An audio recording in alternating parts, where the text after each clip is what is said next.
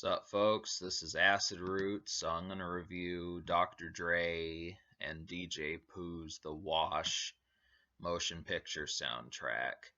Now, this was actually a movie that came out back in 2001, and they decided to do, because I think Dr. Dre and Snoop Dogg, they were in the starring roles in this movie. So they decided, what the hell, we'll do a soundtrack with this also, which is good. I mean, that's definitely the thing, just because Dr. Dre, after 2001 came out, he took like quite a long break from dropping anything solo wise.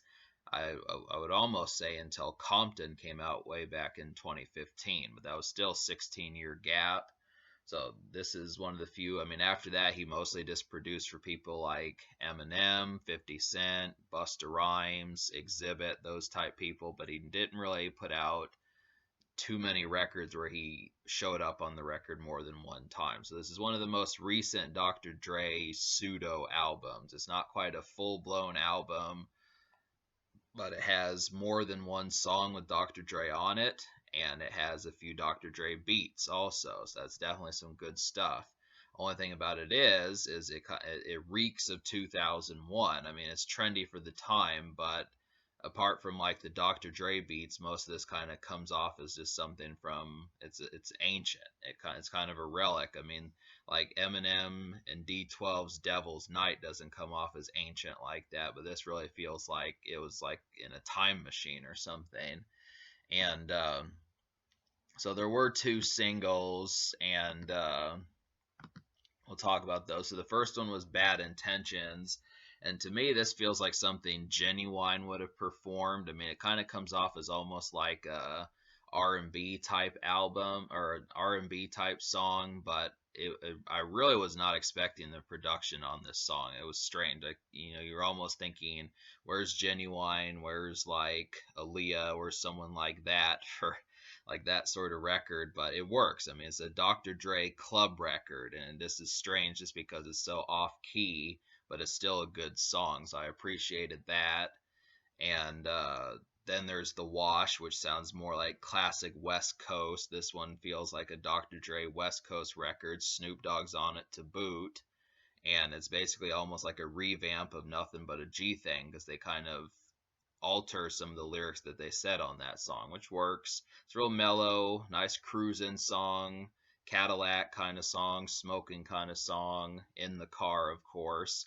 That's kind of the thing. It just really has like that similar based approach, and I'm glad for it. Mostly because the same theme of Nothing But a G Thing, as classic as that song is, there's not too many other songs like it in terms of just instant appeal like that, and especially of the same variety. It's in the same vein as that song, so if you like that, there you go. Um, that's it for the singles, but now we can just talk about the rest of the record. So Dr. Dre pops up 3 times on here, and he gives a couple beats. So the other 2 Dr. Dre beats are Holla, which was also on Busta Rhymes' Genesis, and then he also had Straight West Coast by his pal Knoc'turnal. So Knoc'turnal is also on Bad Intentions, but Straight West Coast is his whole song. So the Dr. Dre beats, mostly yeah, I would say everything that Dr. Dre is on kicks ass.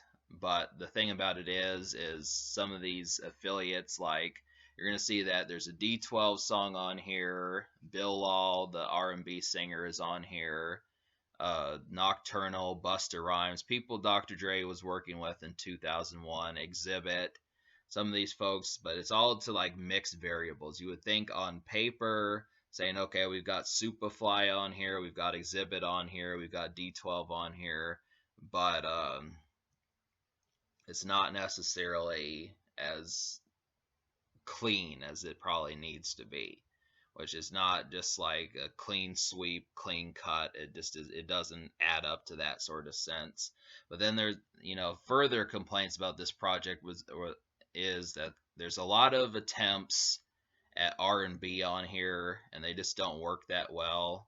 I mean, I think possibly, I mean, R&B kind of got more contemporary throughout the 2000s decade, kind of like with songs like Soldier by Destiny's Child, and there's more things where rap started to kind of become kind of meshed with it and kind of make things more contemporary. But I mean, that did happen in the 90s, but something kind of changed throughout between like 1998 and 2003 in terms of R&B. It started to get more contemporary, and you would hear it in less kind of distant, seemingly distant kind of things on the radio. Like, I just, when you, for example, you would think of like a group like TLC compared to like Trey Songs. You know, when you think of those two, TLC to Trey Songs, Aaliyah to like Beyonce and things like that, like T-Pain to Genuine. I mean, that sort of R&B just kind of changed in a lot of ways. And then some extra songs like the Bubba Sparks and D12 and Busta Rhymes songs were kind of low par. Bubba Sparks just kind of tanked. I mean, I liked him further down the road, but some of his earlier records just sounded kind of half baked and still developing. And then D12 just basically gave him a song off Devil's Night, and it was the same thing with Busta Rhymes. So I would have thought, with all the songs that D12 recorded, that we would have gotten a secret song. If we would have gotten like a Devil's Night outtake, I would have definitely upped the score. And it's the same thing with Busta Rhymes, because Genesis is a dope album, but there's no reason for it to be on the same album. I mean, honestly, I know that Dr. Dre and Busta Rhymes probably had more songs. They should have just given us like another outtake from Genesis. But, you couple that with the fact that some of these folks that collaborate with them simply did not come through.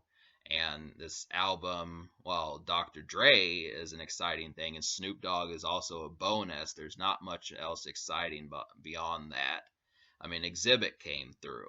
I'm glad for Exhibit. The Get Fucked Up With Me, it really sounded like Exhibit was in the height of like his drug years at that point.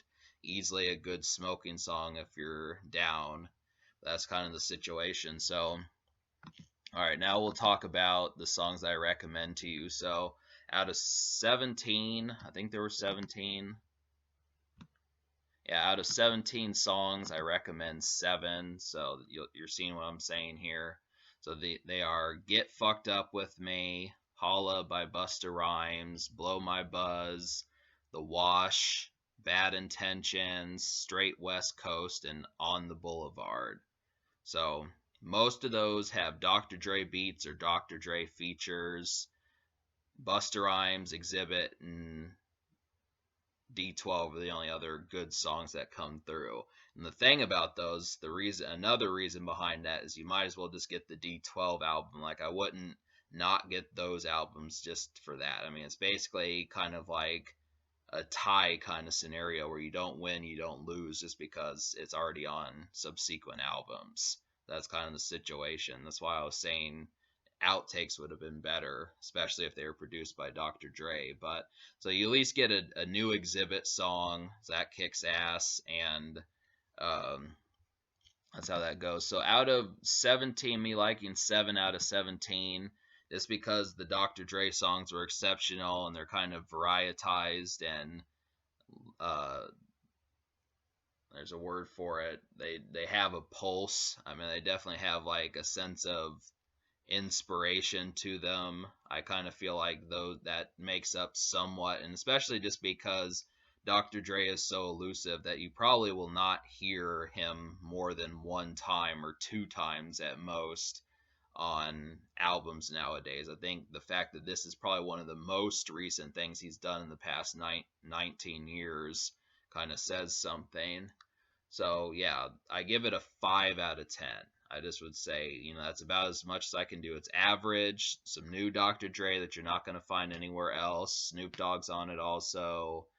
And a decent Exhibit song. But there are some missed opportunities. And, not enough people came through. Like, I would have liked, I mean, who knows? Eminem is so creative and has such a work ethic. He could have shoved a song on there. Same thing with D12. Same thing with Superfly. He could have done better. And yeah, so I mean, obviously some of this is slack, just kind of talking about it, but the sense of what has happened, I think in retrospect is safe enough to say you can look back on it, and the soundtrack comes off as like C plus when it could have been like B plus or A minus.